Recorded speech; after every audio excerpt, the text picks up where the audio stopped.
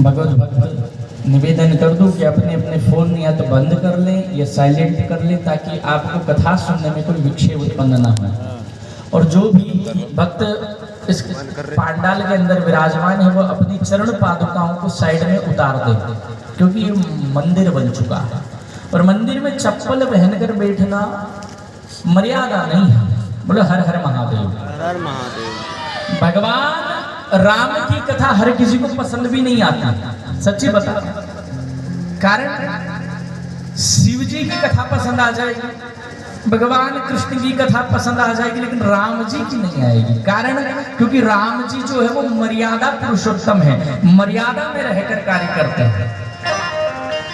और लोगों को जो मर्यादा में रहने का कहो ना तभी बुरा लगता है। कैसी मर्यादा? राम जी की मर्यादा को जरा आंखों से देखो। रामचरितमानस की जो आपने रामायण देखी होगी रामानंद सागर जी की, उसमें देखो यह मानस स्वयं पढ़ो।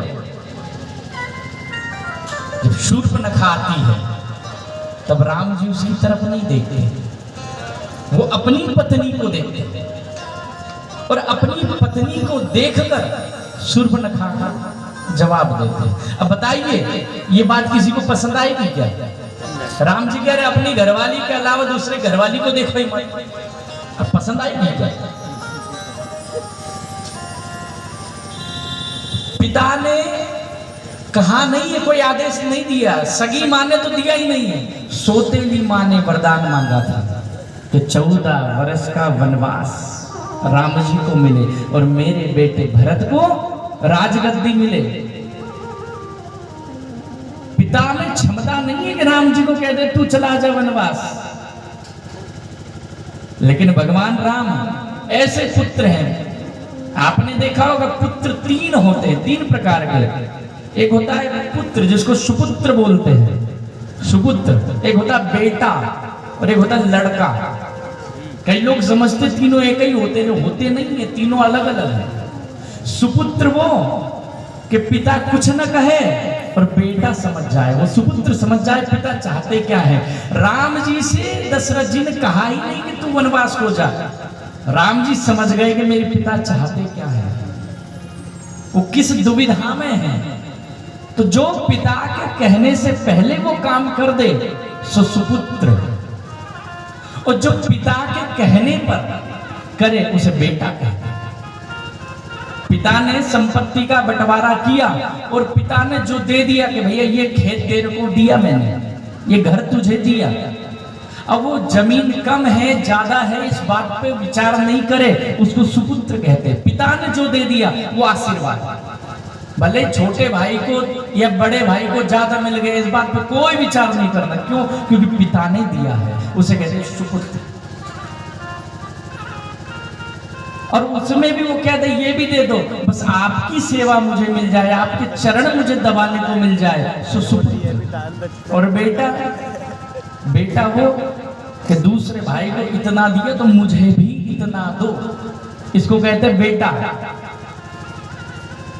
तीसरा होता लड़का, जैसे कि यथा नाम तथा गुण, जो लड़ लड़ के बाप से जमीन ले सो लड़का, लड़ लड़ के ले महाराज। एक तो वो जो बाप बोले नहीं और बेटा समझ जाए सो सुपुत्र, और बाप कहे तब करे सो बेटा, और बाप कह कह के मर जाए कि बेटा एक गिलास पानी ला दे प्लीज, एक गिलास पानी दे दे, लेकिन बेटे की नजर मोबाइल से हटती नहीं, 4 घंटे पानी ला के नहीं दे सो लड़का महाराज। बोलो जय श्री राम। तो बताइए ऐसे मर्यादित बेटा बनना कोई पसंद करेगा क्या? कोई नहीं करेगा।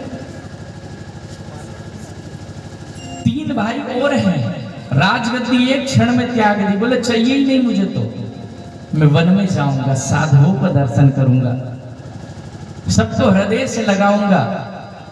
ऐसी भावना जिसमें हो वही मर्यादा पुरुषोत्तम श्री राम बन सकते हैं। भगवान राम के पूर्वजों ने 2-2, 3-3 शादियां की। उनके स्वयं के पिता दशरथ जी ने मानस के अनुसार 3 विवाह, और अन्य कई रामायण में वर्णन आता है कि 700 विवाह श्री दशरथ जी महाराज ने पुत्र की इच्छा से कि एक बेटा मिल जाए, इस इच्छा से 700 लगभग विवाह किए। लेकिन राम जी एक पत्नी व्रत कि अपनी पत्नी के अतिरिक्त किसी को देखूंगा नहीं, एक ही पत्नी से एक ही विवाह में करूंगा, दूसरा नहीं करूंगा। ऐसे मर्यादा पुरुषोत्तम। आज हम लोग बड़ी बड़ी डींगे हाँकते हैं। आजकल कुछ तथाकथित जो मूर्खाधिपति होते हैं ना, मूर्ख नहीं है,